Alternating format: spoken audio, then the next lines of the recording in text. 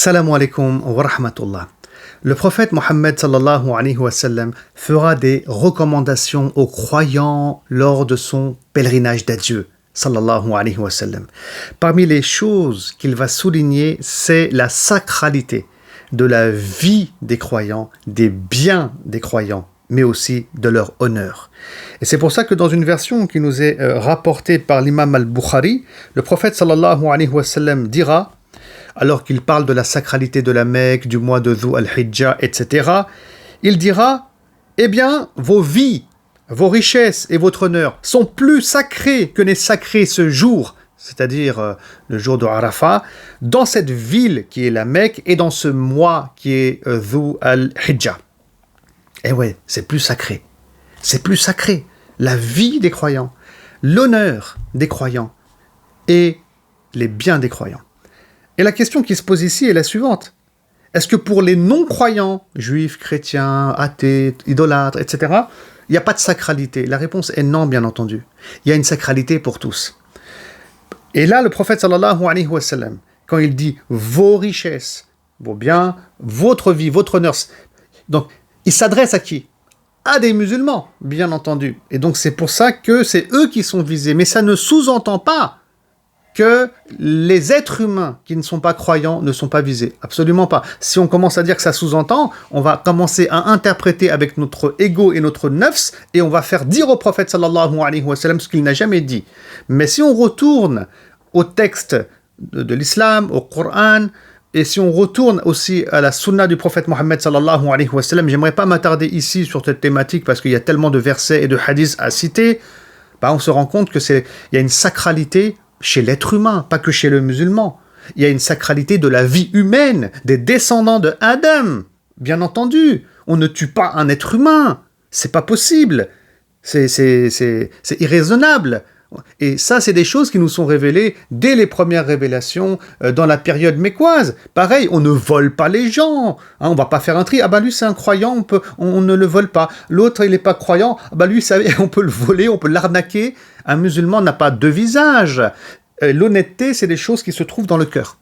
Donc, soit tu es honnête avec tout le monde, soit tu es quelqu'un de malhonnête. On ne peut pas faire des partitions comme on ferait avec un ordinateur de notre cœur. Lui, malhonnête. Lui, je vais être honnête. Lui, je vais être très malhonnête.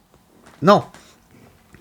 Et donc, il y a une sacralité, effectivement, de l'honneur de tout le monde, de tous les êtres humains, de toutes les créatures d'Allah, subhanahu wa ta'ala, mais aussi de leurs biens et aussi de leur vie. Donc le musulman, il ne tue pas, bien entendu. Il n'est pas violent, le musulman, au-delà de tuer, parce que là, c'est le summum de l'ignominie de tuer. Le musulman, il n'est pas brutal. Le musulman, il ne peut pas être violent. Le musulman est un être qui est censé être intelligent, qui va utiliser le verbe, qui va discuter, qui va débattre, qui va avancer ses arguments. C'est ça qui fait la beauté de l'homme, la beauté de l'être humain, qui va le différencier des autres créatures d'Allah subhanahu wa ta'ala. Donc voilà comment il est le croyant. Il n'est pas dans la violence. Le croyant aussi, il ne vole pas autrui. Il travaille, il gagne honnêtement sa vie, et c'est pas un voyou qui vole les autres. Ça, c'est très important. Et il respecte l'honneur des individus. Il va pas les calomnier, il va pas faire de la médisance. Et tout ça, on sait tous que c'est haram et que c'est illicite en islam. Donc, il y a le respect des individus qui nous entourent et on parle en bien sur eux. Et donc, ça, c'est des piliers, en fait. Des piliers par rapport au comportement de tout musulman. Respecter la vie des autres, les biens des autres et l'honneur des autres. Et c'est un minimum, ça. Ça, c'est un minimum quand on vit en groupe et quand on vit en société. Et le prophète Mohammed, sallallahu alayhi wa sallam, nous le rappelle très bien. Et il dit que c'est bien plus important que cette notion de mois sacré. C'est bien plus important que, si vous voulez, la Mecque, la Kaaba, etc. Parce que la Kaaba, ça reste des murs, si vous voulez. Ça reste des pierres. Il y a une sacralité, mais c'est pas un être vivant avec une âme qui peut être détruite, qui peut être blessée, avec une famille derrière. Et donc, un croyant, dès lors qu'il respecte les lieux sacrés, ça va de soi, qu'il va respecter ce qui est bien plus important que des murs, c'est l'être humain. L'être humain.